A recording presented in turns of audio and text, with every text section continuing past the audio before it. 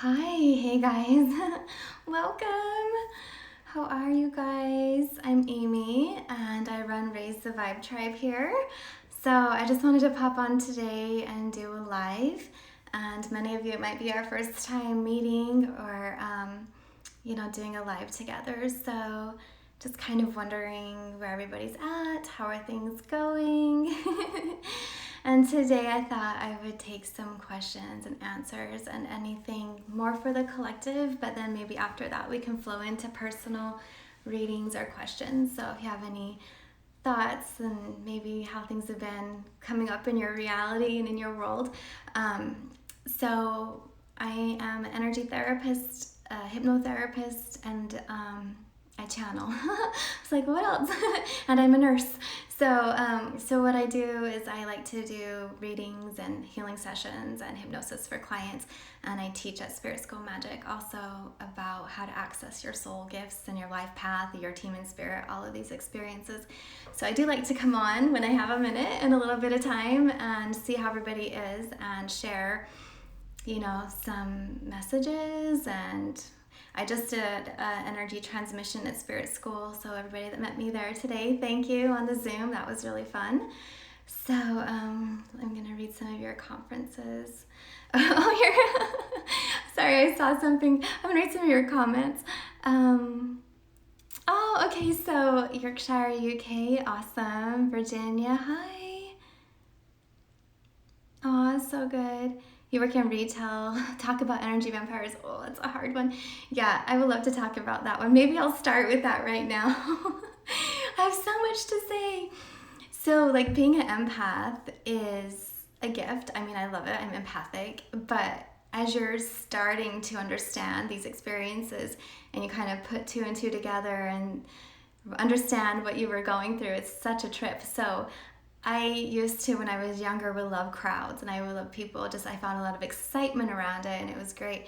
And then as I became more sensitive and more empathic as I got older, it became a little bit more challenging, especially back in the day when malls were the thing, to go to the mall, because I would feel so much energy from everybody and almost their thoughts of their insecurities, trying on outfits and they don't work, or money, or it was just a really weird vibration. And so in that space it's really crowded and I would get really, really overwhelmed. So I don't really go shopping so much. So to be in retail is quite the experience, but to even work with the public, which I did a lot in my past at a public platform in person, that's interesting. So grounding beforehand, buffering out your aura, bringing in frequency and light, and then just being really true to who you are and trying not to get pulled into other people's vibration.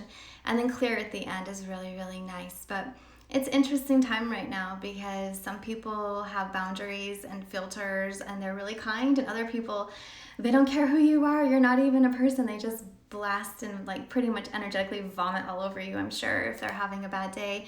So it's a lot for you to hold. So I would say I love to work with the archangels to clear my energy after something. So if you're feeling that, not only is it like an energy vampire, because that's when they pull your energy and suck your energy, but probably you're receiving a lot of projections. And so then you'd want to clear their frequency out of your auric field afterwards.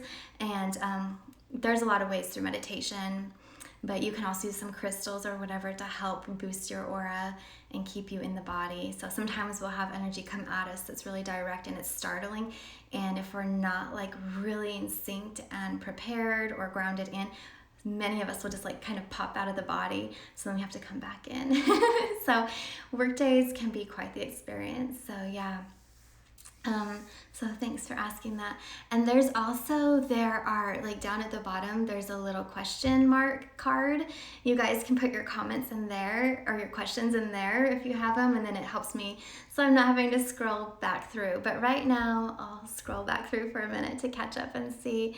At 40 you're only now realizing you're an empath. Yeah, but the thing is, the energy on earth is changing right now. Not only that, then the collective, and we're stepping more into our gifts. And so could be that you've always been an empath, which I do believe, but maybe right now it's more noticeable or intense experiences. And that does happen. So it does happen throughout life. So someone's saying, cosmic, I had to quit being a hairstylist years ago because of being an empath. So much energy and draining. Yes. And also any type of physical contact, so massage, hair, you know, wherever you're like touching, especially hair, because you're working with their crown. So a lot of times you can absorb the energy, or if you're feeling really energized that day, then the energy will transfer from you into the client, and then you just get really drained. So it's a give and take sometimes. Sometimes you're giving and maybe taking some vibes that you don't want. So it can be a little bit challenging. And for many of us, a physical connection just amplifies that and makes it intense. And some of us, it's just through the conversation, or, you know, that kind of thing, like the talk and the exchange of energy at that level. So that's awesome that you recognize that, but that you made the shift. Hopefully you enjoy where you are now. Many are still in these spaces and just having to like learn how to work with it. Okay, so I'm going to look at the question cards at the bottom. Hold on though, I do want to scroll up and see where everybody's from. So I'm in Texas today, which is really nice. Enjoying it here. It's summer. It's very hot. So I've been going out in the mornings and late at night, and still I'm like, it's so humid and so hot, I need a breeze. And of course they closed our pool because of all the COVID stuff, so I'm like, oh my gosh. So today's really, really nice. How was Lionsgate for you? It was nice. I actually didn't like focus so much outwardly or do any meditations with it. Instead, I just went peacefully throughout my day, and it was interesting because I could feel the energy and just the different waves and the influx.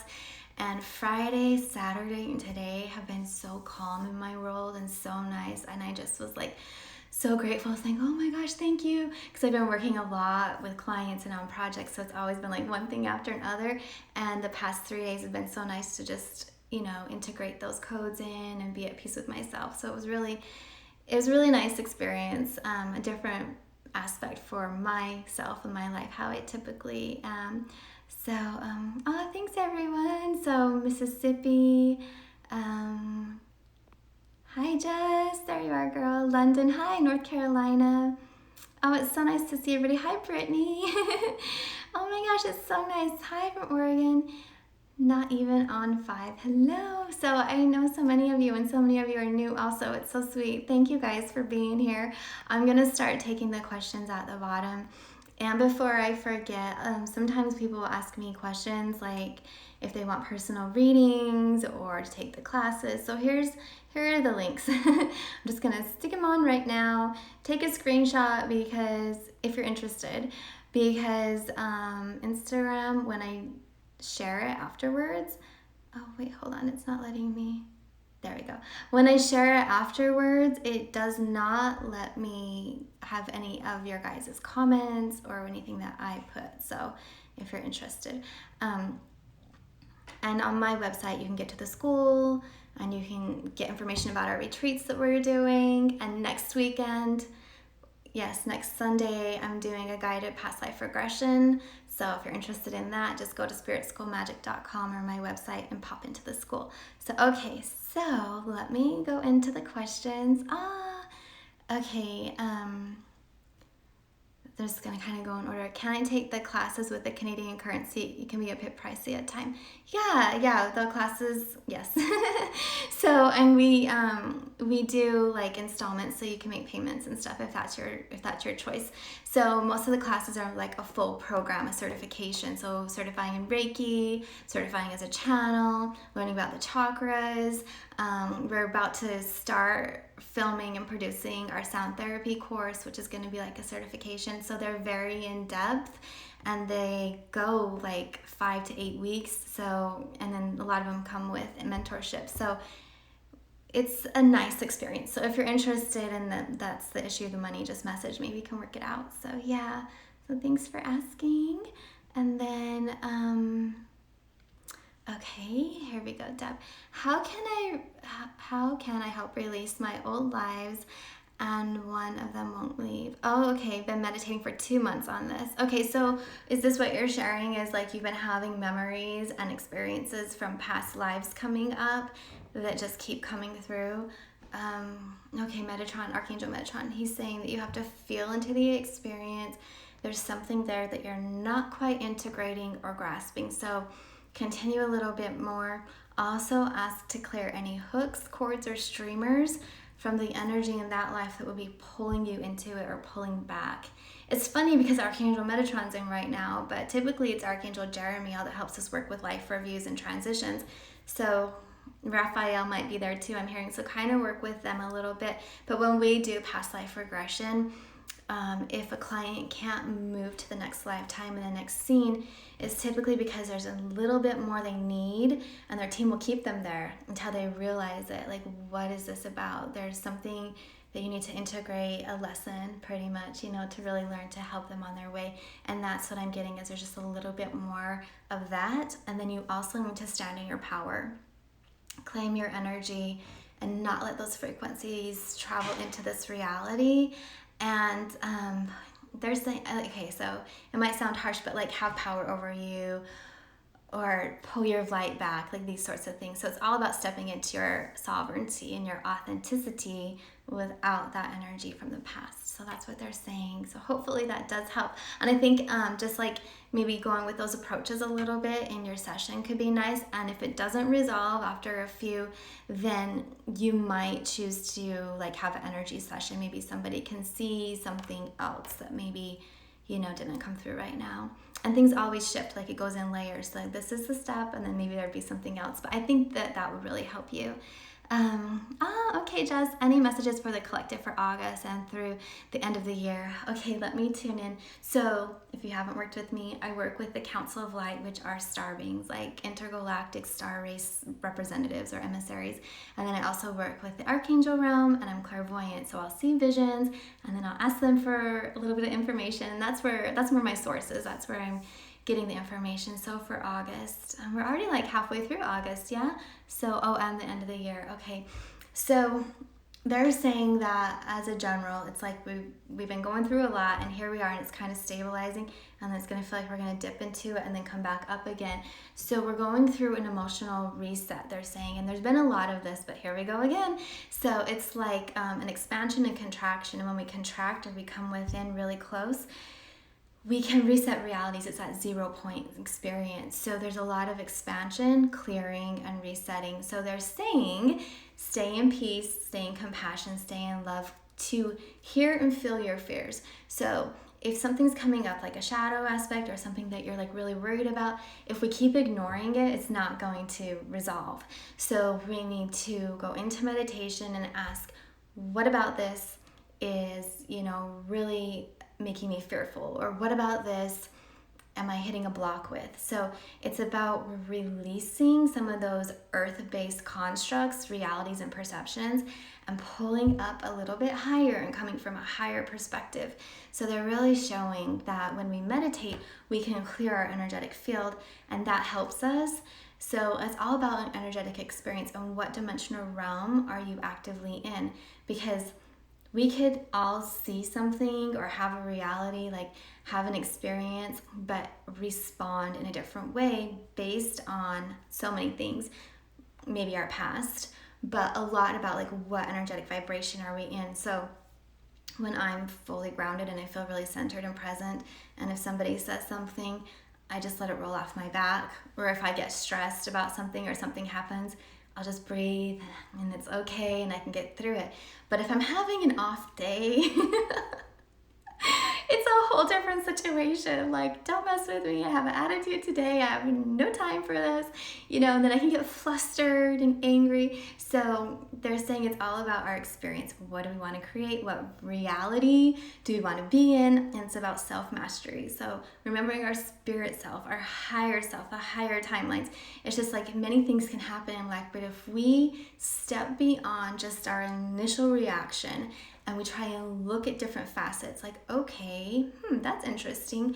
Well, I wonder what the other person was experiencing, or how does it look like from a higher realm? What kind of life lesson? Why did this happen? You know, so So they're talking about these ups and downs and really honoring and owning, like seriously taking ownership of your experience. And there's going to be a lot of like coming within and recognizing, okay, it's my decision. What do I want? How do I want to move forward?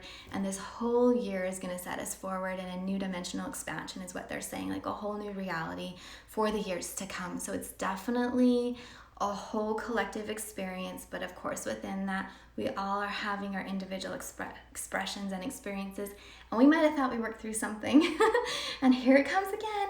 So hopefully a lot lighter, but it's just another flush to clear it out. So grounding, meditation, journaling, working with your team, and the biggest thing, well, two things. The biggest thing they're saying is to try and look from the higher perspective and what could be happening behind the scenes. There is a lot of stuff in layers happening behind the scenes.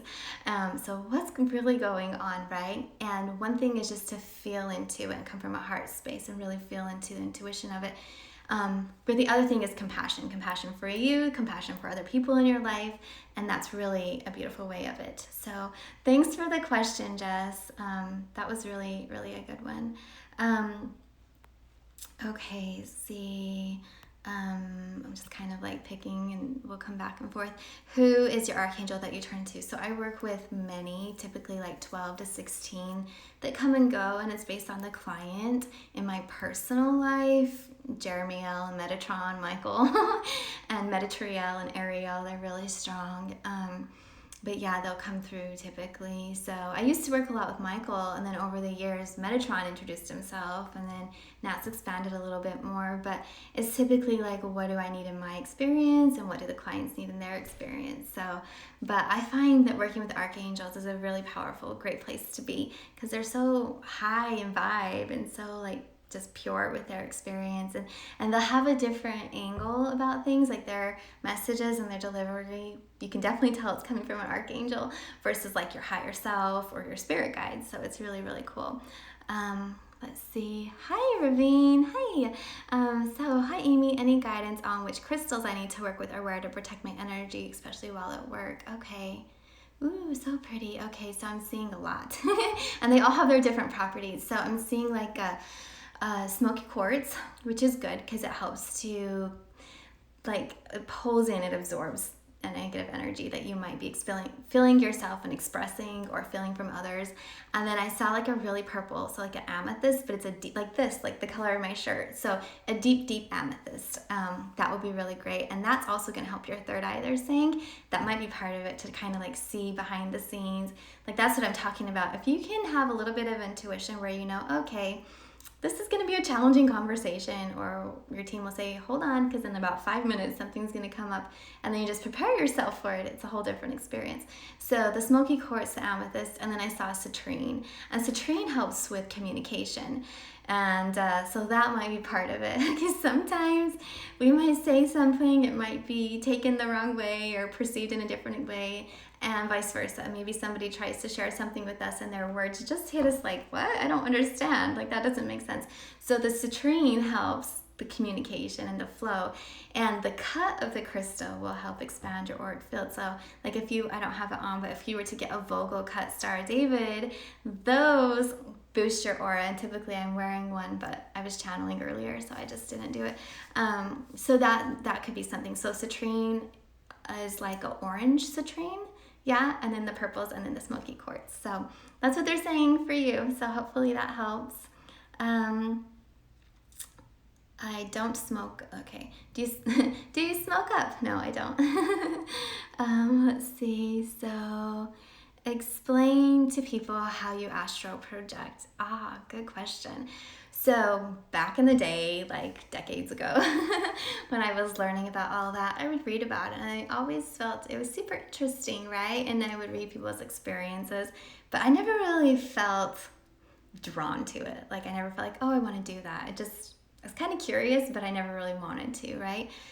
Well, over the years, then just working in the field that I work in and all the time, these sorts of things, then I found that I naturally would bilocate. So part of it is where you keep your energy in your body and then you go to another time and place. And it's different than remote viewing. But it's where, and it's different a little bit than astral traveling, because I would go through into past lives of clients to help, find and resolve, do energy work basically in that life, which is, kind of like a shamanistic, whatever kind of way. But the astral projection is when you will do like a meditation with intention and you move the body and you leave. So I don't call it astral projection, but when I channel, I leave the body and I'll kind of hang out like back here. And then the Council of Light comes in and they have the conversation with whomever they're speaking to. And every time slows down for me. It's like I'm in a whole different dimension. Everything feels really calm, like I'm floating in water. It's really chill. And they'll have the conversation, and sometimes they'll show me pictures, and then I hear it'll come out of my mouth, their response, their message. And then when I watch it back, they speak so fast. I'm like, holy, when I was in that experience, it felt so slow, and here it's so fast. So that's an aspect where I'm leaving the body, but I naturally lift up, and you go out the crown chakra. And that's typically the way you would do it. So you kind of just stabilize the chakras, and you'll kind of constrict the lower ones, and it pushes your energy up and out. And a lot of us will go up and out naturally through time or in meditations, or if we are taking like a substance, it can pop us out of the body at whatever level. But I don't do a lot of substances, especially when I'm working, because I'm very, very sensitive, and I like to be in control, and I like to regulate my energy. And when I want to come back in, I want to come back in. I don't want, my body to be under the influence. So those are some aspects of it, but you just kind of have to ask yourself, what is the purpose? Like, why do you want to astral project? And if it is because you're going on soul journeys and stuff, then typically your team will be with you, and over time they'll help you activate. You can talk about like activating your Merkaba so you can leave with the light vehicle, and they'll take you in a really safe way, because I have worked with people in the past who have left the body and found themselves in a reality that was not pretty. It was scary. It was not a good experience. And this was just through energy and meditation. There was no like drugs or anything involved. So it kind of, brought that awareness that, beforehand, maybe I should be a little intentional about why and where I'm going. And maybe I should call in some light to be around just to help and bring me in that direction. So there are those aspects of it for sure. And I think like when you're meditating and you're clearing your field, you're lifting your frequency, and it's going to help you go in the right space. Some of us, that's a part of our life and our reality, and our mission on earth is to travel to other spaces in the astral realm and do work. And so if that's what you're called to do, it should come very naturally for you. But I wouldn't recommend trying to push, because if you try and push too much, like astral project or open your third eye or whatever, there are filters like a lens on the chakras, and it can actually burst it and pop it open or rip it. And then when you try to come back in, you might feel a little funny, but not only that, you're susceptible to spirits coming into your energy field or communicating with you when you're not in that space, like just throughout the day. And they don't always have to be kind spirits, because in my reality, how I perceive things, my guides talk to me, every now and then, give me messages, but if I ask them, and but spirits like astral spirits that just come in and don't have boundaries or respect, that's not cool. So typically they're earthbound spirits. They're not like an ascended master or an archangel. So I'm kind of going off. Let me read some of your questions. Let's see. Oh yeah, ask some questions in the question box if anybody had anything to say about that. Yeah, make sure you're grounded. Yeah, for sure. Make sure you protect yourself so you can get back in. Yes. It's just like when I started channeling, which in the past it scared me, because I find that in this world, a lot of things that might be scary for me was just because I lacked information and education around it. So I'm a nurse. So there's a lot of stuff that can happen in the nurse, you can contract a disease or, but there's protocol and there's safety. And so just like when I started channeling, it's like, okay, who am I going to talk to? Who am I going to communicate with?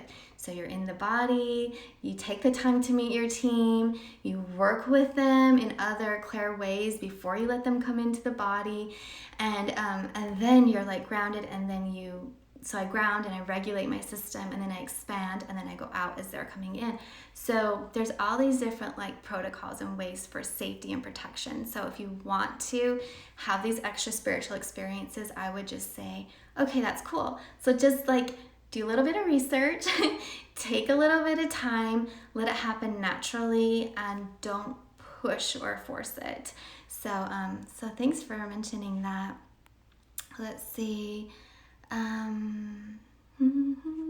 Okay, so this one, I take antidepressants. Do they just get in the way of receiving messages and releasing our energy field?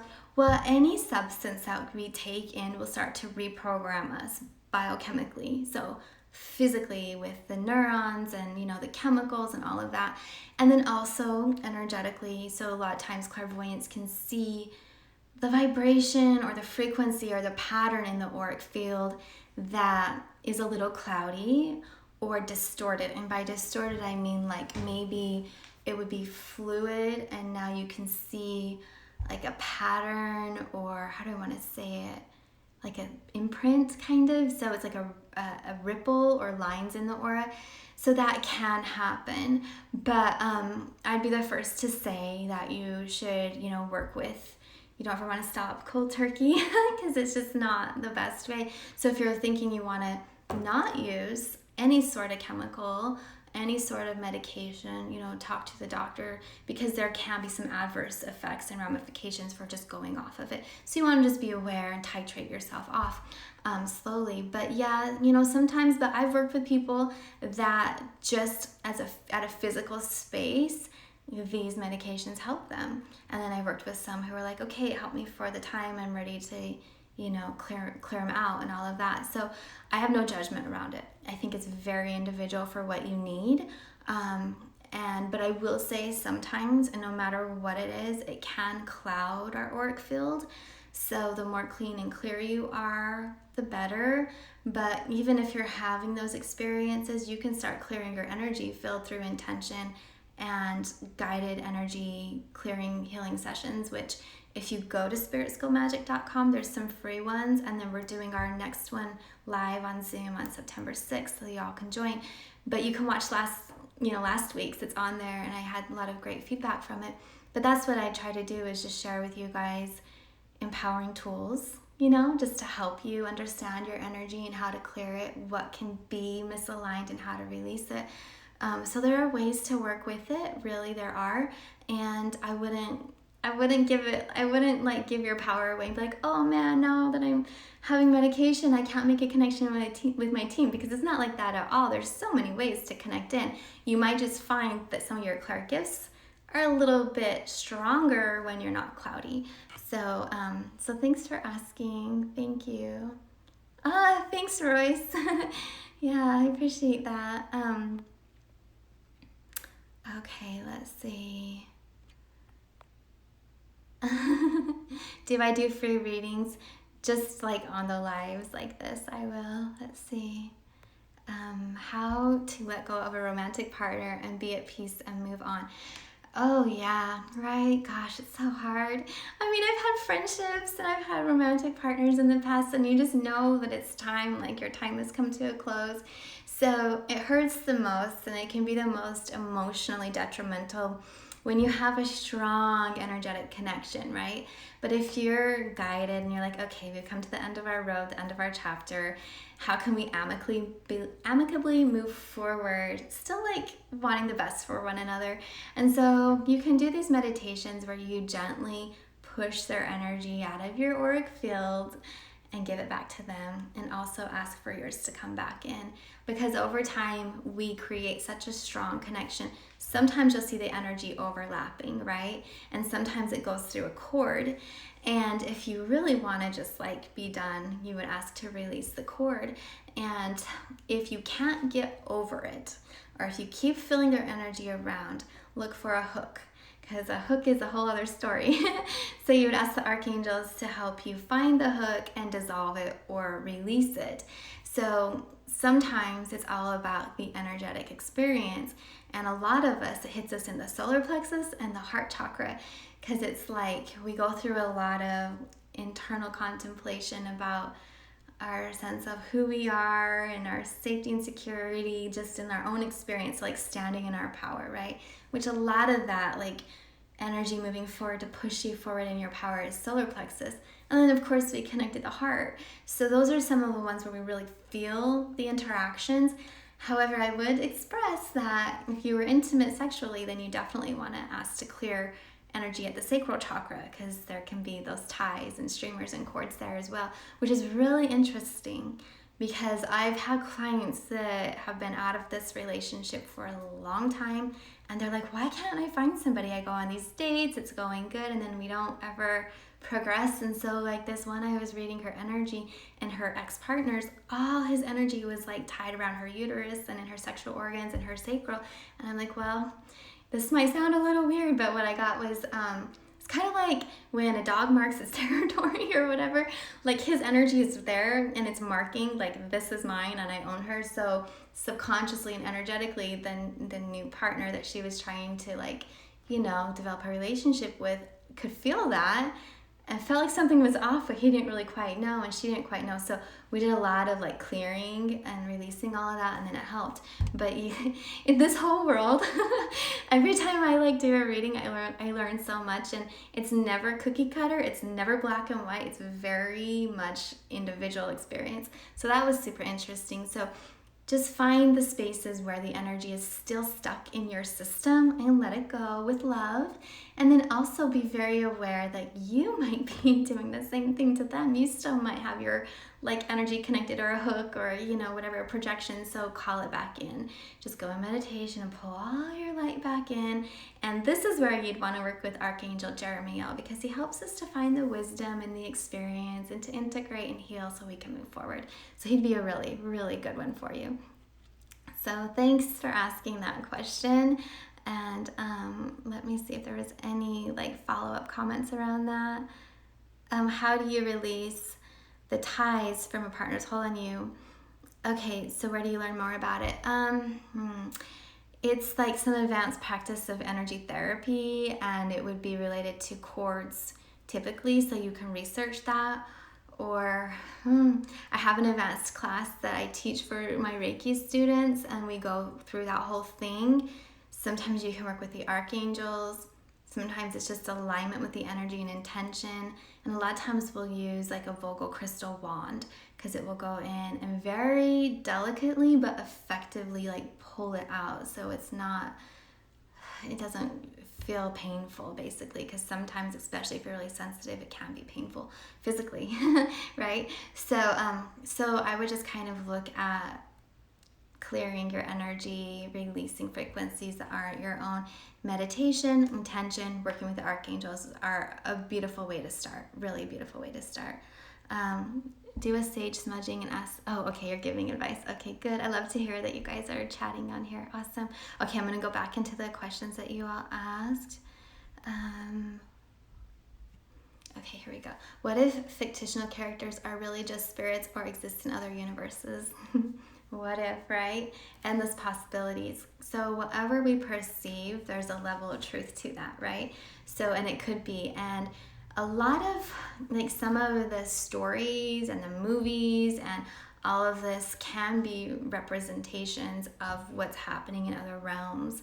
And sometimes there can be healing in it and messages and all of that. And sometimes it can show like the harsher side, the contrasting side of duality in life on earth. So I do feel that whatever comes through, especially like if you're not creating it and you're just in a space and you're getting all these downloads and information coming through, I would say, yeah, that exists in another plane of dimension, like another realm, either on earth or off of earth. So it's kind of cool to just like write it down and see where it goes, see what comes to you. You're totally channeling, you're automatic writing. Like that's really, really powerful. And that's different than going into your imagination and being like, oh, I want to create this. Wouldn't it be cool if we did this or this? And like you're making a conscious decision. This is just letting it flow through. And there's a lot of truth in reality, like the movie The Matrix. There's a lot of truth in that, and it just like came into her. So she was like letting that all information flow through. So yeah, I think that there really could be, for sure. And it's just kind of honoring yourself and whatever comes in, wondering why or what we can learn from it, and never really giving your power away. So, oh, Robert, I just read the preview of your books on probably on Amazon. It's so mind-blowing. Can't wait to start the journey. Oh, yay, awesome. Thank you. Yeah, so I have this page here. It's on Instagram at Starseed Ascensions, and there's some channeled messages from the books, and then you can pop into the channelings on YouTube and whatnot if you want to go there. But thanks. Yeah, the book Activating the Starseed I really like, because you don't have to be Starseed. Anybody here could appreciate it, and it teaches you how to go through your light body and activate your light and start lifting to the higher frequencies, like finding your alignment, letting your clairgifts turn on. And not only is there like this educational approach to it, but it's channeled. So there's a lot of light codes in it. So you'll feel the energy. A lot of people write me that they feel the energy off of it. And then messages from the councils. We wrote that first, but you could read them in any order. That one is more like explaining my journey and meeting my, like finding out that I was a star being and meeting my council through hypnosis and regression. So I'm glad you found it. There must be a reason for it. So I'm happy for you. So that's great. Let's see. Do you have experiences with fairies? I have. Yeah, I have. So hold on, because I'm like just looking at some of the, hold on one second. We are going to do something here. One moment. Okay. All right, cool. I just had to clear that chat. Okay, so yeah, so fairies, yes. And typically, of course, it's been more when I've been like in a wooded space with a lot of trees out in nature, and they just live in a different dimensional frequency. They're really fun. They have a high vibe. They move very, very fast. Like their frequency is very fast. And a lot of times we'll feel it. And to me, when I'm around their energy, I start to feel like a kid, like just all this joy and happiness. And if you can see them, they're tiny typically, and like sparks of light flashing. And so what's nice is, you know, they're just in a different realm and dimension. They're here on earth for a purpose and a reason. They're having their own experience, their own reality. And some of them have come in as humans. So I don't know if the person's here, but I did a reading a few weeks ago and I started to see her energy. I was like, oh wow, this is so different, so unique. It was all this light, like her chakras were just all this light. And then they showed me fairy wings. And I was like, wait a minute. Sometimes I see angel wings and I'm totally seeing fairy wings. So I had to ask them. And she's like, her soul, where she has a lot of lives, is in the fairy realm, and she decided to come in as a human in this incarnation. So it's really cool. It's a really neat experience, and you can work with them. They're beautiful. But their consciousness is love, but it's not like you wouldn't turn over and ask them as if you were talking with a spirit guide or an archangel. Like you wouldn't, I wouldn't be like, what should I do in life? Because they don't have the high level of intel that your team would have, you know, so they're seeing things from their realm of creation, and our guides are really high up. And of course, if you're working with the star beings, they're very high up. And I think if I remember, because that, like, I channel and it goes through and I forget, so I'd have to go back, but I think the archangels are like at the 22nd dimension, if I remember. I could be wrong, but they're super high up, you know, so they can see from that perception the whole experience. And then when we're in it, we typically just see from our reality certain perspectives. So yeah, but the fairies, they're sweet, they're fun, they're really beautiful. I do enjoy that. And here's a great question for what I was just sharing. Are we in 4D? I believe some of us are and some are not. Yes, and I feel the same way. So we're transitioning to the 5th dimension, and some of us actually will have experiences out of the physical body, like up higher. So the earth plane goes, the 12th dimension is kind of the cutoff, and then the star beings and some of the guides will hover between the 12th and the 16th. So once you're out of the 16th, you're like really don't have anything to do with the earth experience. You'd be somewhere else in the galaxy or the realms or whatever. So we're moving, we're progressing. And so some humans will go in meditation and pop really high up, but then they have to pull that light back in. But basically, if you have a physical body that you can feel, you're probably moving into the 5th dimension. I wouldn't say that you could say, I'm in the 12th dimension, you know. Maybe your energy is, but your physical body is here, you know. So it's really interesting, but we are moving and flowing. And that's one of the things, like, a lot of us are experiencing so much shifting within and releasing old programming and karma and thoughts and emotions so that we can lift higher and higher up. It's a really cool place to be. When you're in the 5th dimension, it's a really, really cool place to be. And that's when your intuition is really strong, you know, all your clairgifts kind of start to pop on, telepathy, and you find that you're just living from this heart space, right? It's a really expansive heart space experience. And not everybody's there yet, and it's totally fine. You know, they're going to get there at their own rate and their own pace. And so we just have to do what we have to do and kind of hold that frequency and assist if we're asked, but we don't push or put our intentions on others. Like, you might be having an amazing experience, but if they're not there and they don't want to hear it, don't keep, you know, like, coming at them. When they're ready, they'll ask you. So that's really kind of what I've been experiencing in the past. How do you strengthen your intuition? I just saw that. So it's all about observance and the idea, like, just being open to the possibility. Because if you don't believe, you're going to shut it down fast. Like, okay, that's your reality. That's what you want to create. So I look at it like, well, what if? Maybe, you know, just kind of seeing. And then as you're getting messages or your intuition, just observe it. Did you follow it? Did you not? And then what happened? So it's like this experience we're having to learn to work with. It's a relationship almost with our intuition, where we have to learn to trust it. And what is it trying to say to me? And how's my body responding? And all of these sorts of things. And somebody can say something straight to your face, like, just blatantly, and then your instincts are like, no, that's not accurate. You're hiding something. You are not being truthful. There's something else behind this. So always trust your intuition, because our intuition is strengthening right now too. So it's not that you have to, like, disconnect from this person, but you're just aware, like, there's something else, and maybe in the future it'll come through and you'll understand what it's about. So let's see. What binaural beats website do you recommend? So I don't do binaural beats, so I don't have an answer for you. I very much am sensitive to influences, physical, energetic, all of that, just being a strong empath. So I always just work with my energy and my team to regulate my field. Some of you might have a great experience with it. So if anybody has a recommendation, put it in. I don't do it because I don't like to be out of control. That's just me. I like to go where I want to go and come back in when I want to come back in. So, and they can influence. I mean, that's what they're there for. So yeah, let's see. Here's one. How can I release the energy left behind from prolonged periods of emotional, physical, and sexual abuse? So talk therapy helps, you know, but it's more like the energy and what's ingrained in the physical body, what's stored in the organs, or in the aura. And so I would work with a therapist that helps on that experience, and maybe you work with a couple, like, you know, your traditional or an energetic therapist in these ways, because there's a lot that can happen where we process it, we understand it, we heal in these different aspects, but maybe you're still feeling like it's not quite resolved. So you could see an energy therapist, because what we look for is the other person's strong, aggressive energy in your field, lodged in your body. We pull it out, and then we look for disruptions in the aura, rips and tears.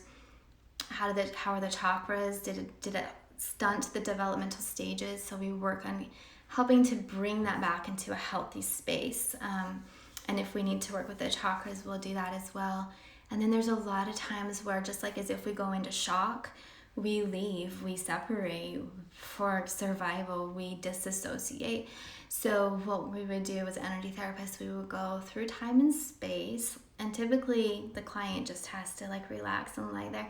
And I find that energy, and then I speak to it, and we pull it back in. So it's a form of soul retrieval. So a lot of times there's soul fragmentation is what happens when it separates and leaves. There's trauma or abuse, or the projection of frequency of the other person lodged in the body, lodged in the energy. We clear that out. And then we look at the structure of the anatomy. Was it damaged? And help heal that so you can feel like yourself, like full, complete you again. So, so these are energetic approaches. In the physical realm, you might say boundaries, separating physically, moving away, you know, not responding, just cutting them out of your life, these sorts of things. And also you can work with somebody who's really like, that's what they specialize in and have a degree, right, in therapy for trauma, any form of trauma. So you could work with somebody like that. So I just wanted to share like how I work with it in the energetic realm. But I also would say like there's definitely some benefit, because in that experience they can share with you, well, these are some of the very typical patterns that we see in those that have had this abuse, and it really helps you to heal and feel like, oh, there isn't something wrong with me. Oh, okay, that's a typical response, you know, and like just a lot of contemplation and internal healing. So, but yeah, so hopefully that really helps. What if you live with very negative people? Oh my gosh, that's really, really hard. It's really hard. It's hard when you like don't have the option because of finances, or maybe you're a minor, you know, so you don't have the ability, or you feel that you're trapped in a marriage or something. Or you're a college student and your roommate is like a mess, you know, you just don't vibe. So it's very hard. And honestly, I try and just surround myself with people that I can feel relaxed around. But if you cannot, find a safe space that's just your place, even if it's just your bed, and create an energy. Start to build the energy of light and peace. Start to build your aura strong and feel really full and integrated in the body, balancing the chakras. So like what we talked about at the beginning, so that their energy, when it comes at you, it just bounces off.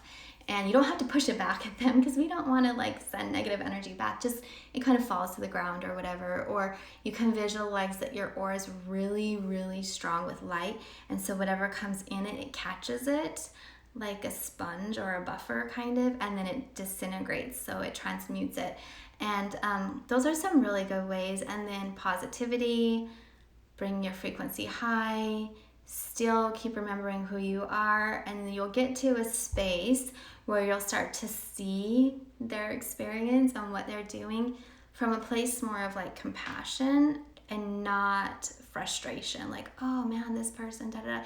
Then you get to this space like, wow, that's interesting that they're going through this. That's interesting that they're choosing that reality, or that life is so negative, and maybe rather than looking for the positivity, they immediately see like the issues at hand. So it's about so much, but adjusting your energy, your perception, what do you have control, and not like pushing the negativity back, because that's not going to help. So lifting a little bit higher and a little bit fuller with love and compassion, that will really help until you can move into another space. And I will say it takes a lot of time. It takes a lot of commitment to consistently build your energy up, to protect your auric field. But over time, it's like a muscle, and then it will just come super natural to you, and you'll just be there in a natural space. So hopefully that helps. But I mean, I'm the same way, because I'm super empathic, and I can feel the emotional moods of people without them even talking. And I'm like, oh man, so I feel you. Like I understand what you're saying for sure. Let's see. Oh, I think some of these questions I already answered, so one moment. Okay, here's one from Awake and Wild Child.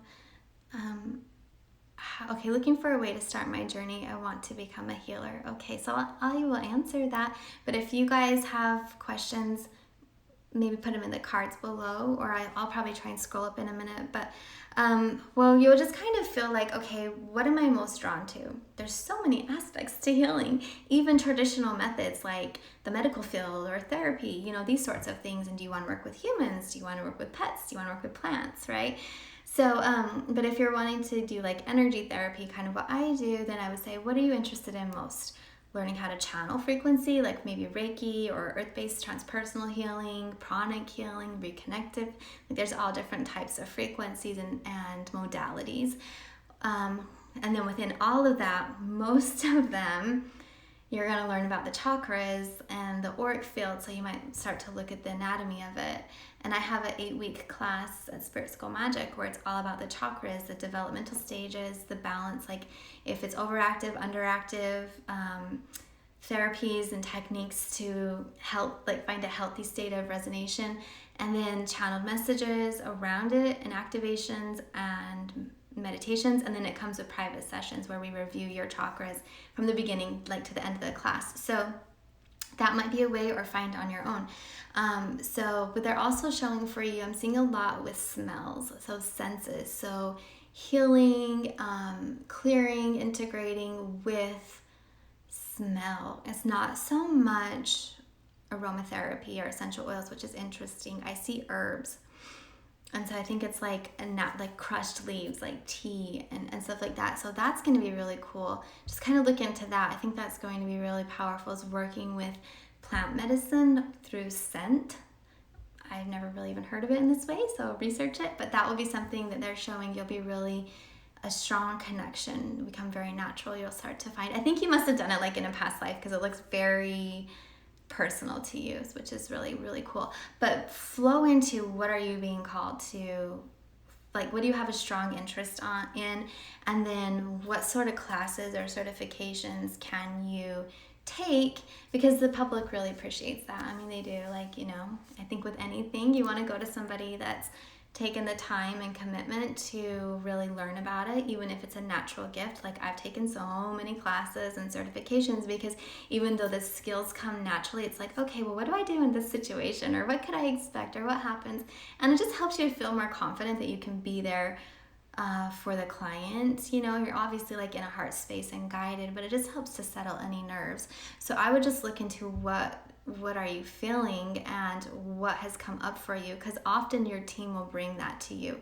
So I would just start, like when I first started, they would just share with me, like all of a sudden I found all these books on past lives, and I was like, oh, this is fascinating. And then like later I trained as a past life hypnotherapist, and at the beginning I really loved the idea of like working with the angels, chakras, like that thing. And then I trained in Reiki, which it blends together. So typically all blends. But yeah, so I would just say, where are you at? And if you just want to start with something, Reiki is a very beautiful introduction. Learning about the chakras is awesome. There is a whole thing working with the angels, where it's kind of like they direct. It's more like you do a reading, and then they bring in the information and they'll do the work, but then you'll let the client know when it's passed. There's a modality called bars. There's emotional freedom technique. There's so many, really, there are. So just kind of look into it and feel.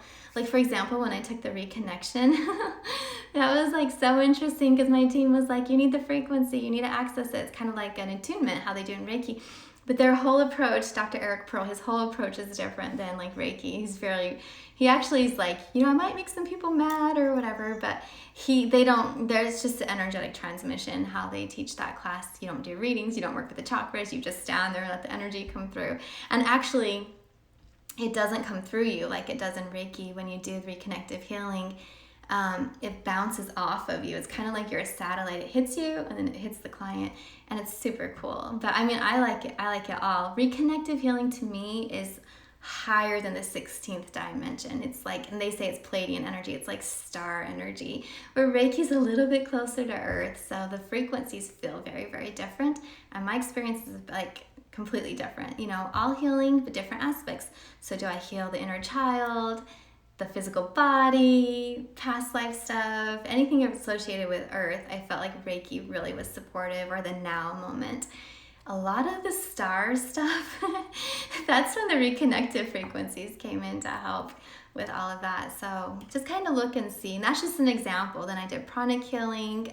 The oneness blessing's awesome. That's another, it's called Diksha, or the oneness blessing from India. You might look into that too. So, I mean, there's so many aspects to it. So yeah, let's see.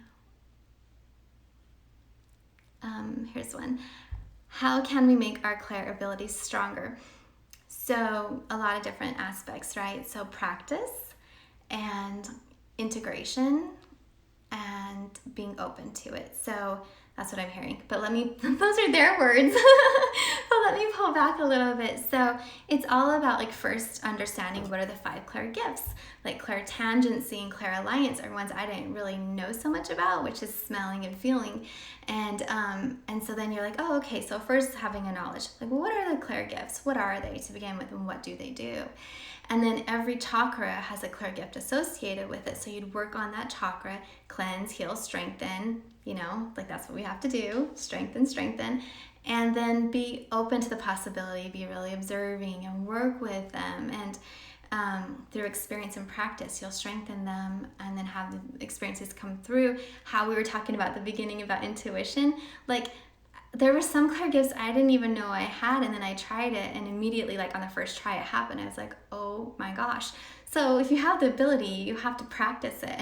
And somebody asked me about oracle cards, so I have so many right here and then in my other space over there. But oracle cards are a great place to start working with your intuition, because it brings the message into the physical world, and then you feel the card, and you can read it too, but you'll feel into it, and it starts to use all the senses to bring the message through. Especially if you have the gift of clairtangency, where you hold something. It's also like if you hold a watch, and then you'll start to feel the energetic signature of the person that it belonged to, or you hold a crystal and you start seeing the history and it starts talking to you. So that's a really, really cool one. But meditation, strengthening the chakras are really going to help, and then stepping into working with it, and in what way. And I think that oracle cards is a great way to start stepping into working with your clairgifts. So automatic writing for some of you, maybe. There's a lot of different experiences with it. Okay, so Linda, new to all this, how do I learn more about chakras? Get a book, go to YouTube. What else? You know, just take a class. I'll just post my school here if I can get it to go. Spirit School Magic. Oh, and the link is at Spirit School Magic, and that's a chakra class. It's very in-depth. You'll have access to it for 6 months. It's designed for 8 weeks. So you can go back, and every time you go back, it's like layer by layer. And that class is designed to teach you, but also to have the experience. So you're experiencing it, and you're clearing, and you're healing. And I think that's the best education, is when you have the experience. So that might be something that you would really enjoy. What is this love-centered? How do you explain a lucid dream followed by sleep paralysis and feeling a body hugging you, whereas there's nobody there, and it happened on a repeat 3 times on this thing? Okay, so yeah, so your team's probably working with you. You're probably out of body, and you weren't fully back in. And sometimes we'll go out of body for energetic communication and upgrades. And sometimes people just go out of body for healing and for rest. So even in like hypnosis and meditation, energy work, there's a funny feeling where you're like, I'm not here, but I'm aware of my body. And if I tune into the body, I can tell that it's feeling like this energy around. But a lot of times they'll hug you to hold and stabilize, and it's literally a form of protection so that another entity doesn't come in your body while you're not in there. So it feels like a conversation that you're having in the higher realms of creation with your higher self or your guides or your team. And it can be an energetic transmission or a healing in spirit state or a conversation. So it felt like they were just protecting you, and you'd come back in a little bit. And it's really cool, because when you start to come back in, then sometimes you'll start to remember. And the higher we go, we often forget when we come back in. It's like waking up from a dream and we're like, oh my God, I know something happened, but I can't remember the details, right? So what I ended up doing over time, because I've worked in this field for like over a decade, is I started to, and I do it now, I'll go in the other dimensions, and rather than leave the body, I just stretch. If you want to think of it like that, I'm here, but I'm there. And I'll start speaking, and I'm sharing what I'm seeing so that it gets grounded into this reality, so the client understands, or if I'm recording it or I was typing, like I have the experience.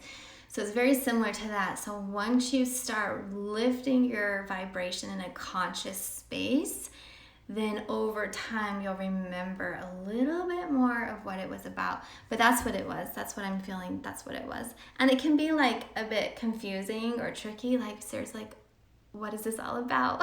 What's going on? You know, because our conscious aspect of us doesn't have all the information. So yeah.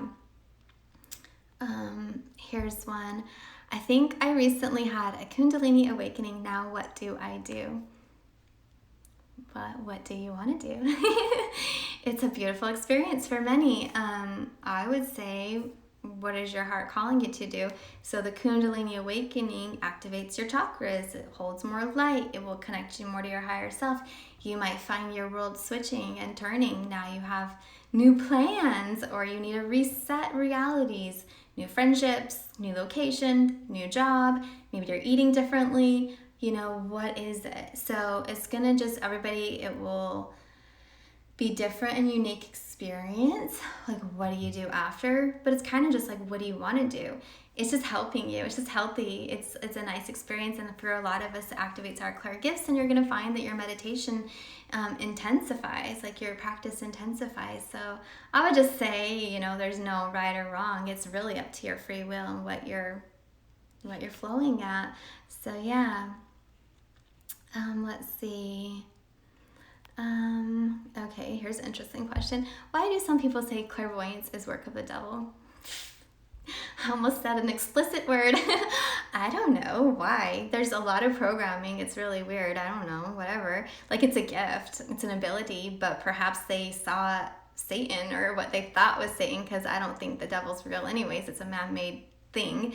So perhaps they had a bad experience, somebody somewhere in that religion, and then they just projected their bullshit on everybody and made them, I mean, it really takes you out of your power to say that you can't use your natural gifts or have your own connection with God or your higher self, angels, or spirit. And I think it's just another form of control that comes through fear or blackmail and tries to tell you that you're something that you're not and you're evil for your gifts. It's wrong. But I do understand that if you don't understand your gifts and you're just letting, like, you're just conversing with any spirit or letting anybody come through, you know, there's an understanding there. Well, maybe just get clarity and discernment around it. So I don't know why some people say it's the work of the devil. Hell if I know. Like, I don't even know. I mean, I used to be religious, but I've never had anybody tell me that specifically. So I don't understand. It's probably just a religious sect that they are a part of, or some of their experience. But in any world, in any experience, whether you label it or not, you have low vibrational intentions and high or pure vibrational intentions. And no matter what you call it, you know, so somebody can be very manipulative, very controlling, very damaging psychologically, and say they work for God.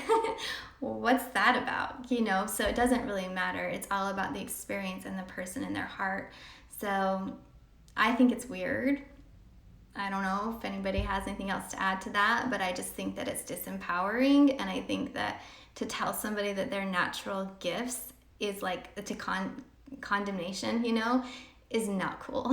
So I don't know, girl. I'm sorry if somebody said that to you. I would just start making friends and talking to people that actually have an opposite experience, and then make up your own mind. You know, maybe you do agree, maybe you won't.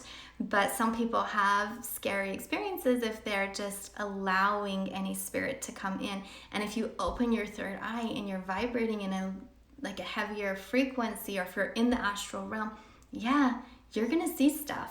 And when all this stuff was clearing with the children in the past few months, like the trafficking and all of this that, you know, was coming to the public, holy was I seeing stuff. And it wasn't pretty, but my team, they'll keep the energy off, and I just see the vision. So that's really nice. So it's all about working with a strong team. Why do I need to know this? What's happening? But I mean, I work with the angels, you know, so it's just super, super interesting. So, because clairvoyance is beautiful. It helps you understand energy. You can start to see auras. You can see apparitions. You can see light. You can see angels. And then that can be with your eyes opened or closed. But also you can see behind the scenes. It helps you to have a 360-degree view, understand all aspects of reality from a higher conscious space. It can help you understand different timelines. And if you look into the future and you make a decision, what will that look like? So there's many aspects to it, but it's also at the pineal gland. It's activating and waking you up to your higher truth and vibration and who you are. And in some of the old structures, in some of the old systems, they didn't want that because there's a lot of control. And I mean, there's probably great stuff in some religions, and some people really feel awesome about it. but there is a lot of control in some religions, and so that could be what it's about. So hopefully that helps. Yeah, hopefully that helps. Is that the reason they burned witches and healers? Probably. I mean, I don't know. You know, I can't like make a blanket statement for everything, but I think so. It could definitely be, or because they didn't understand. And so a lot of times, like I mentioned at the beginning, I kind of was a little apprehensive around channeling because I didn't understand. And there were a lot of people saying that it wasn't safe. And I'm thinking, well, what is safe? Like, you know, it can be safe. Just because somebody had a bad experience doesn't mean I'm going to not, you know, that I'm going to shut down my life path because I know that's what I'm supposed to do. So I was like, well, if you think that, okay, but I have all these protocols, you know, and so for me, there's a safe way of doing it, just like being a nurse. If I go in a space and I don't take the proper precautions, I can contract diseases, you know, so it's just all about being trained in your field is what I'm thinking. But the whole thing, yeah, it's probably part of it with the witches. So, okay, let's see. Let me just see if there's anything here. I had a dream last night. I was in a public school and they were forcing us to take the corona vaccine as long as you were in public school. It made me woozy and disoriented and sick when I took it. Yeah. Because, you know, there's so much to it. There's the physical aspect and the energetic programming within it. And some places, like in California, you don't have a choice at all. Like you have to have vaccines, and it's not even up to your doctor. The state already decided your vaccination schedule. And I think they were pulling into like even homeschooling. I think they were trying to do that. So if somebody designs a new vaccine and they don't believe in natural immunity or, you know, all of this, then yeah, it's a situation for sure. And I think some states up northeast, but there's some that allow you more freedom and autonomy over your health and what you put in your body, and same for some countries. Some mandate it and some don't. So it's interesting. I mean, I don't know. What they were saying, the council was saying a while ago, is every body type's a little bit different. So some people, it will have an adverse effect, and others, they might not notice it at all. So yeah, but that's interesting. Let's see. So I don't know how long I've been on, but thanks guys. Let's see if there's another question here. This is fun. Hey, is everyone a starseed? Oh, my favorite topic. And for those who are not, what are they? Okay, yay. So pretty much like our physical body, I think all of us have programs from star races, you know, and the different races, and that's why there's like the different looks and all of this, the different ethnicities.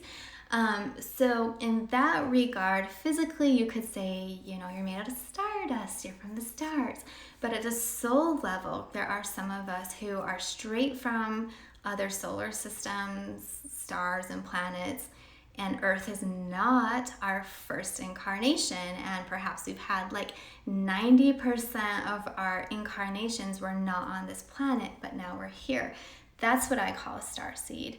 Then if you're not a starseed, you could come from the angelic realm. You could come from like the fairy realm. One of us were talking about that, the elemental realm. Or you could have your first life be on Earth, like this beautiful spark of light from the Godhead came into this experience, and this is your first physical life. And so I would just say you're like a full, pure, natural human, which is awesome. And so a lot of star beings are here to help with humanity and lift the consciousness and frequency, and many of us will have memories of life off of Earth and remember our team and what star system are we from. And so I do channel different star frequencies, and today I did the Orionites. But if you go to spiritschoolmagic.com right now, it's like $4.44. Not, you know, it's just like an exchange of energy, and it's not much, but I'm making a library of transmissions so you can start to feel the energy from all the different races, and whatever one resonates the most with you is a good indication that you probably are from that space. And you can be more than one star frequency. When I first started, I thought I was just like one. And then they kept telling me, no, and you've had a life in this place and that place. I'm like, okay, so you might find a connection with many of the different star beings. Now, star beings are different than the archangels, and they're different from ascended masters, and they're different from like God, right? So they're spirits, they're souls that are in a higher elevation of consciousness and frequency, and they have different lives. So if you want to hear a little bit about that, it's on YouTube or it's Spirit School Magic. We've done 10 episodes where they were interviewed, the Council of Light, and they've asked a lot of questions about that. So that's really interesting. My favorite topic. And next week, I'm doing a guided past life hypnosis session at Spirit School Magic. And if you can't make the time, you can watch the replay. So it's going to be cool because I feel like some people are going to start seeing, oh, I had a life off of Earth. And that's how I knew I was a starseed, because I started having flashes as the client in an energy session. I started having these flashes of lives, and that wasn't on Earth, clearly. I was like, what is this about? It was like so wild. And this was like my big awakening. So then I went and had a past life hypnosis session in person. And sure enough, it filled in all the details. And it was a life off of Earth. And then it just hit me. I was like, this is crazy. I never thought I didn't even know what a starseed was. But then the more you have these experiences and then you start to work with your team, it's nice. It's really nice to feel that connection and support. But yeah, so that's a starseed. And Activating the Starseed, that book, and the class Activating the Starseed, which is at Spirit School Magic, they're all designed to help you step into your power, your light, your healing, pull in more light, more light, more light, which fleshes out programming, which can flesh out low thoughts. So your whole life will transition and shift. And there's a lot of codes in it, like energetic, light coming through. So it's really nice. And as like a bonus, your Clairgifts turn on, which is really cool.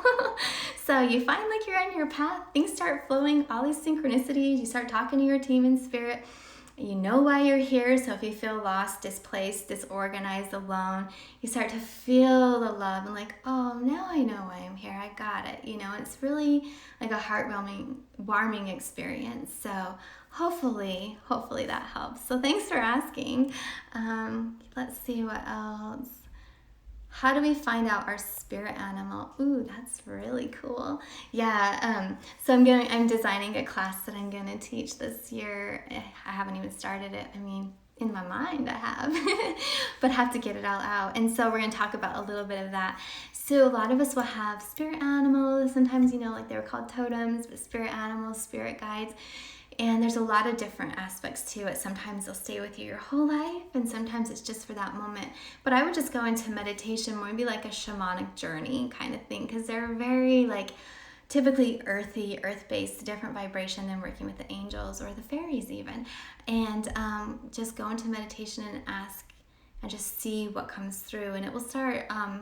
pretty much you can feel it in your heart, make that connection, and then you'll have a memory or like a sensation of that animal, and then they'll start to talk to you in your mind typically. And then ask them, why are you here? What are you helping me with? And they'll usually have like really strong qualities.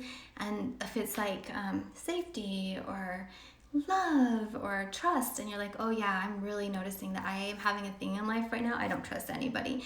So then maybe like a bird will come in, I don't know what it is, would be trust, but they would start talking to you about trust, and all of these things. So it's really nice because we have so much outside of this reality, so much support. And it could be that in the other realms of creation, you have a strong affinity with a specific animal, the family. And so their vibration will come in to help you and comfort you and remind you that you're not alone. So yeah, that's really good. That's awesome.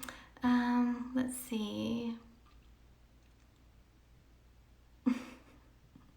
Dolphins. Yeah, dolphins are awesome. Other strong ones are the whales. The whales are really awesome. The eagle's really awesome. So if you kind of just look at spirit animals and totem animals, there's a difference. So let's see real quick. Yeah, some people are ridiculous. They don't need to be here. Just let them go. So let's see. I'm going to pull into the next one. Oh, this is a good one. Any advice for pain-free childbirth? Is it possible? Yeah, it is possible. It's about understanding your body, connecting in with your body, and it can be done because it's very natural. There are some times when maybe like the anatomy is constrictive and the baby can't come out. But I would work with hypnosis, with a doula, working with your body ahead of time, talking to the baby, letting it be natural where you're not induced, and just like flowing with the flow of it. So I know there's some really great books out there about it. I don't have ideas, like I don't have the names of the books, but I have some of my sisters are like in the childbirthing years and all of that. My kids are grown. I have a junior in college, a junior in high school. Like that was a long time ago. So, but yeah, my kids are grown, but it can be done, and it was done for thousands of years, you know, and sometimes it can be painful, but it's really interesting because it's painful, but it's intense, and then you forget about it. So just breathing through it. But typically there are ways, and some people say it was like the most beautiful experience, very healing, very soul awakening. So I would look into that, just research a little bit more, but I think it could be. Oh yeah, hypnobirthing. Yeah, exactly. So it's just like working with the body, connecting with the body ahead of time so that you feel in control and prepared, and that it's coming from a space of love, and like what a beautiful experience to bring a new life to earth and not feeling that you're out of control and leaving it up to, you know, the guidance or the doctors that say you have to be in this pose. Naturally, where do you want to be? These sorts of things. So that would help. Ooh, belly dancing. Yeah, that would be really good. So I love that. So let's see. Here's one. How do you fully indulge into spirituality and raising vibrations? Like where to start? Well, I think that we're all spiritual, right? But I understand like we get a little bit deeper with it, kind of talking more about these sorts of things. So meditations and listening to music, like mantra music, really helps.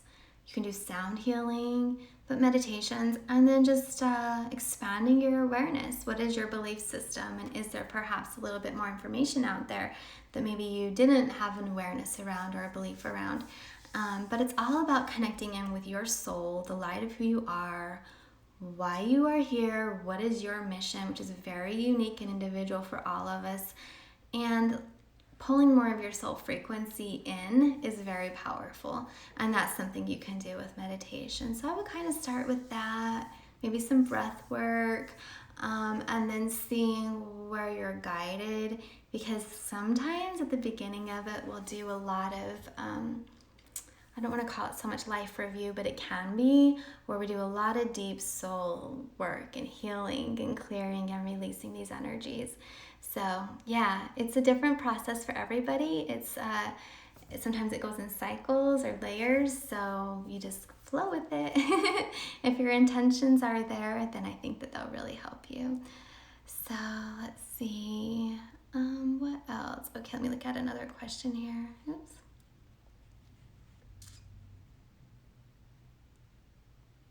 All right, awesome. Quite the fun group of people here today. all new. Yeah, not everybody's feeling the vibes. That's okay. We'll just block them. Do you have experience with Lemurian energy? If so, I'd love to hear a little bit about it. I have a little bit of experience, you know, just for like things that I've tuned in. So a lot of times you'll have memories when you do past life regression or soul journeying meditation. It's like, what do you need in that moment? So I've gone into Lemurian lifetimes and had some experiences, but I haven't really like brought through a lot of information, like probably basic stuff that you all understand. But I think, you know, we all will have our own experience. It's like if you were to say, hey, what's it like living as a human? You know, we're all going to have a different angle, like some similarities, but a different angle. So it's very unique. And so if you feel that you have a call towards Lemuria, I would first go into meditation and just start to feel it and be it and go there and feel the energy and start to feel a little bit and see what messages or through pictures, what memories you have come through. And then you can kind of just start to tune into other people's and see if there's anything that matches up. And there may or there may not be. But yeah, it's just another really beautiful place. The energy felt very pure there at that time and space, very connected like at the heart and to the stars and a grand intelligence and a lot of peace in the community. So that's like some of the general overall vibrations that I get from Lemuria. So yeah. All right, I think I have time for like one more question. So let's see. I'm gonna take this one. Oh my God. Do I have any insights to when the pandemic will be over? So we're dealing with different consciousness and different timelines and different people's intentions. What's your belief? Why do you think it's here, first of all? And you have to know there's many layers to it, and there's many different angles and aspects. So you can go down all these different aspects, but I'm not going to right now. So when they first told me, like when it all happened, they were like, the virus is the fear, or fear is the virus, fear is the virus. Like you have to worry about fear more than anything and all this. And I don't want to get censored, so I have to be careful what I say because I know everybody's censoring everybody and I want to keep this up. So that might give you some insight into how I feel a little bit about it. But they were saying, they showed me like it was going to go like a year to 18 months. And then they showed that was one group's intention. And then they quickly pulled it back to October. And it could be based upon where I live in the U.S., because I know other countries and even other states have different timelines, but there's an influx of energy, and it's kind of like now they're calling like the second wave, but now it's kind of calming down. So I think a lot of it has to do with people speaking up and what do they want, and vocalizing it and learning that there's ways to work with it, right? So, but for those who do believe in vaccinations and want that, once that's available, is going to kind of help calm their needs. And those who aren't into that thing, I think they're going to feel like, okay, cool, unless it's forced on you, which we talked about earlier. So there's a lot of aspects with this whole situation that are helping us with, as a collective, to really reevaluate what's happening on Earth in the physical experience and like the spiritual perspective as a whole. And then also in our own life. And so throughout this whole pandemic and all this time, a lot of us have found our life has switched completely, and kind of like being alone, like, not socializing. For many, it's helped them or had that opportunity to start feeling their emotions and clearing and releasing. And some people, it's woke them up quite a bit for whatever reason. So there's a reason for it. But it just depends like what you think. So depending on where you are, you're saying that California is kind of crazy. Yeah, they're taking a lot of rights away there for sure.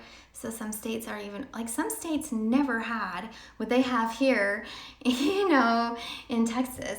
And I moved to Houston kind of like in the middle of it all. So back in Dallas, we didn't have to wear masks. And then I moved here and they're like, the judge put this order, you have to wear masks. And I'm like, what is this? So it's all like different based on the space. And so it's very, very interesting. But that's all I have to say on that. So everybody, it's a lot about the collective and where are we going and what is that community. And the timelines for some will be shorter and longer for others. So let's see. I am in Houston now. Yeah. Hey. So let's see. All right, so let me see what else is here. I do feel like we've gone over an hour. I was on last month and it went over an hour. I thought that was so weird. It was like an hour and a half. I didn't know you could do that long on a live, so hopefully it saves. Somebody just asked, can I save it? I'm going to try and save it. Your messages won't save, and unfortunately, I used to go back and look at messages, so if I didn't get to your questions, maybe on another one. But y'all are invited if you want to do the Zoom next month. It's free. It's Spirit School, guided meditation, healing. So it's like empowerment, having that experience. And there's some right now you can tune on And then next week we're doing past life regression, which is really, really cool. And it's spiritschoolmagic.com. So maybe, yeah. Oh, you're saying you're in Texas and the energy's been really disconnected recently. Yeah, it really, really has. So, all right. Hi, Toronto. Hey, guys.